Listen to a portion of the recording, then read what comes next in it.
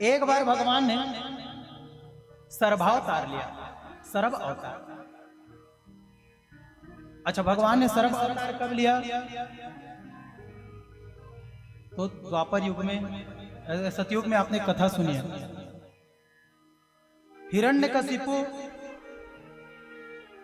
हिरण्यकशिपु कौन था? हिरण्याक्ष का भाई था।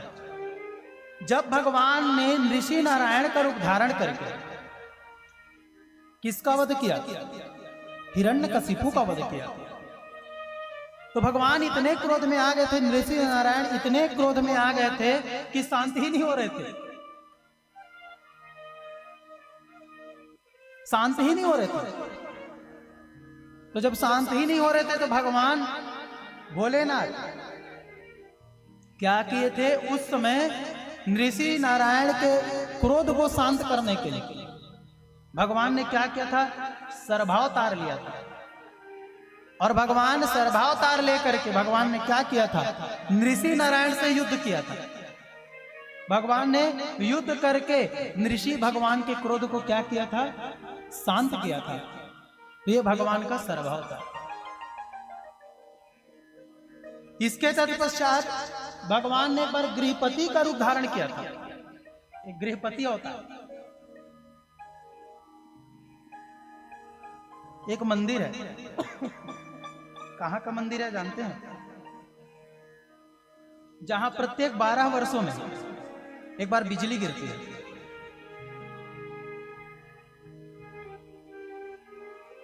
भोलेनाथ के मंदिर में। कहां है वो? राज्य में याद नहीं आ रहा है। प्रत्येक 12 वर्षों में एक छोटा सा मंदिर है। प्रत्येक 12 वर्ष में आकाशीय बिजली गिरती है।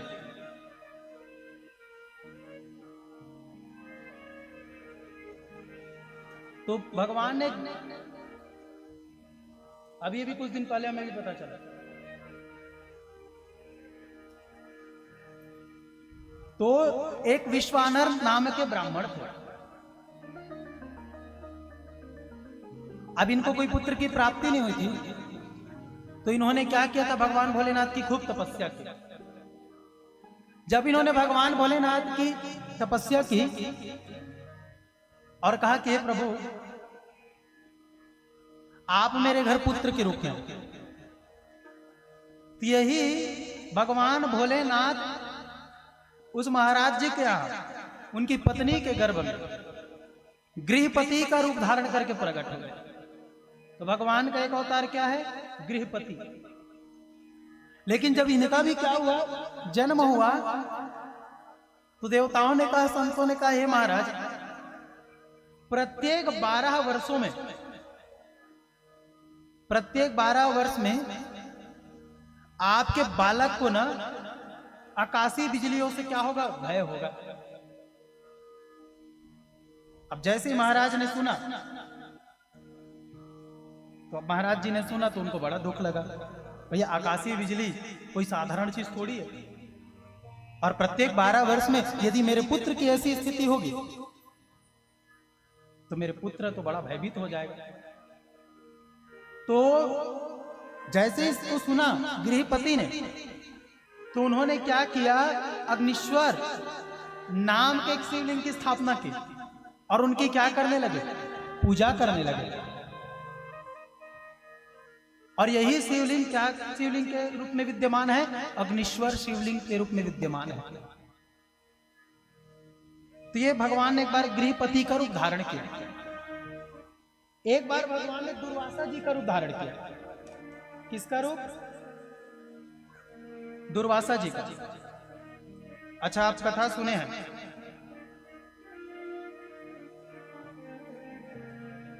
अत्रि के यहां कौन सी? अत्रि की पत्नी का नाम क्या था? अनुसुईया।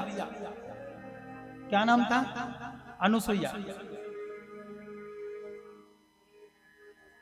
अनुसुईया इतने पतिव्रता धर्म का पालन करने वाली देवी थी कि स्वयं त्रिदेव इनके यहां आ गए थे।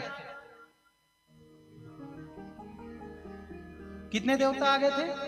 त्रिदेव बालक बनकर के आए थे। पतिव्रता धर्म का पालन देखो। और स्वयं जब त्रिदेव इनके घर आए, ब्रह्मा विष्णु महेश, यही ब्रह्मा विष्णु महेश में तीनों ने अपने अंश से एक एक देवता को प्रकट किया। ब्रह्मा ने अपने अंश से चंद्रमा को प्रकट किया, तो भगवान विष्णु ने किसको प्रकट किया? दत्तात्रेय जी को प्रकट किया। और यही भगवान भोलेनाथ ने अपने अंश से किसको प्रकट किया? दुर्वासा जी को प्रकट किया। तो ये दुर्वासा जी भी कौन है? भगवान भोलेनाथ के ही अवतार हैं। अभी तक आपको लग रहा था कि दुर्वासा जी को क्रोध क्यों आता है?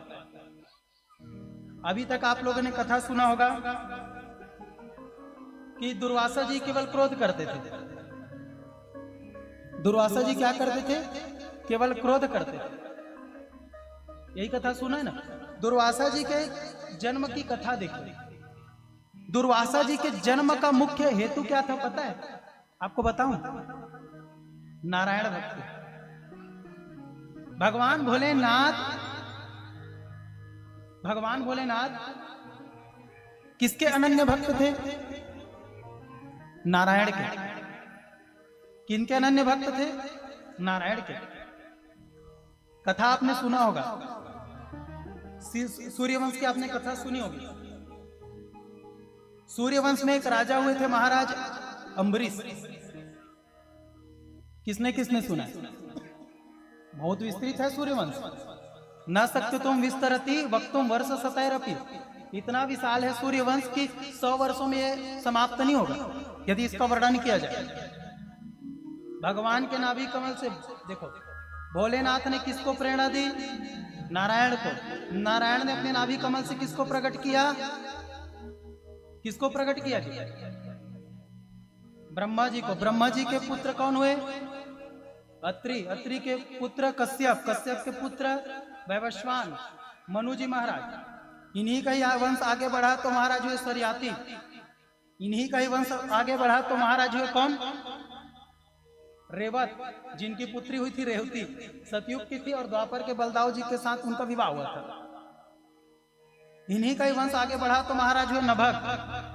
और जब इन्हीं का ही वंश आगे बढ़ा हुए तो महाराज नाभाग। और जब इन्हीं का ही वंश आगे बढ़ा तो महाराज कौन हुए थे? अम्बरीश। अब इन्हीं का ही वंश आगे बढ़ा था तो अब काशी की कथा सुनते हैं ना, आगे और बढ़ा सकता हूं, ये तो बहुत विस्तार है। महाराज हुए सत्यव्रत और इन्हीं का ही वंश आगे बढ़ा तो महाराज त्रिशंकु। और जब उन्हीं का ही वंश आगे बढ़ा तो महाराज हरिश्चंद्र, जो काशी के घाट पर क्या करते थे? सेवा देते थे। इन्हीं का ही वंश आगे बढ़ा तो क्या हुए थे? हरिश्चंद्र जी के पुत्र कौन है जी? चंद्र टरे सूरज टरे, टरे जगत व्याहार। पै दृढ़ सी हरिश्चंद्र को टरे न सत्य विचार। इन्हीं का ही वंश आगे बढ़ा तो हुए रोहित। जब इन्हीं का ही वंश आगे बढ़ा तो इन्हीं के वंश में आए थे यूनास। इन्हीं का ही वंश आगे बढ़ा तो है मंधाता। जब इन्हीं का ही वंश आगे बढ़ा तो दिलीप। इन्हीं का ही वंश आगे बढ़ा तो अस्मत। इन्हीं का ही वंश आगे बढ़ा तो कौन हुए महाराज? बाहुक। इन्हीं का ही वंश आगे बढ़ा तो कौन हुए महाराज? सगर। और सगर का ही वंश आगे बढ़ा तो असमंजस। असमंजस का ही वंश आगे बढ़ा तो अंशुमान। अंशुमान का ही वंश आगे बढ़ा तो दूसरे दिलीप। और जब दूसरे दिलीप का वंश आगे बढ़ा तो महाराज भागीरथ। आगे गंगा मैया की कथा बताऊंगा। और जब इसी भागीरथ जी ने गंगा को इस धराधाम पे प्रकट किया तो भागीरथ जी का ही वंश बढ़ा तो आगे और भी राजा हुए, नारी कवच, खटवांग, दीर्घबाहु आदि। और जब इन्हीं का वंश हुआ फिर दशरथ हुए, 2 दशरथ। और जब दशरथ का ही वंश आगे बढ़ा तो फिर क्या हुए? रघु, जिनके कुल के नाम से जाना जाता है रघुवंश। रघुकुल रीति सदा चली आई, प्राण जाए पर वचन न जाए। और जब रघु का ही वंश बढ़ा तो फिर हुए अज। और अज के पुत्र हुए दशरथ। और फिर राजा दशरथ के 4 राजकुमार, राम, लक्ष्मण, भरत, शत्रुघ्न। ये सूर्यवंश है। तो इन्हीं सूर्यवंश में थे महाराज अम्बरीश। तो जब महाराज अम्बरीश ने क्या किया था? एकादशी का व्रत किया था। इसलिए इस बात को बता रहा हूं, आज एकादशी का वो नियम भी चल रहा था। बोलो हर हर महादेव। अब ये पता ही नहीं कि मेरे ही साथ क्यों होता है। मतलब मुझे कुछ कथा कहना होता है ना, उससे पूर्व ना वो उस बात पे विचार विमर्श हो जाता है।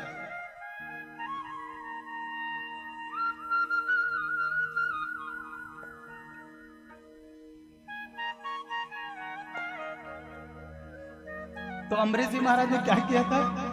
एकादशी किया, लेकिन वो एकादशी का पारण नहीं कर पाए। एकादशी व्रत का पारण नहीं कर पाए थे, तो दुर्वासा जी किनके ऊपर क्रोध में आ गए थे? अम्बरीश जी के ऊपर। तो जब दुर्वासा जी ने अम्बरीश जी को क्रोध में कृत्या को प्रकट किया था, तो भगवान नारायण ने दुर्वासा जी के ऊपर ही चक्र छोड़ दिया था। जब चक्र छोड़ा था तो आगे आगे दुर्वासा जी, पीछे पीछे कौन? चक्र। तब भगवान भोलेनाथ प्रकट हुए। भगवान भोलेनाथ ने कहा, चक्रे धर्म परीक्षाम च बहुनाम सदया पर।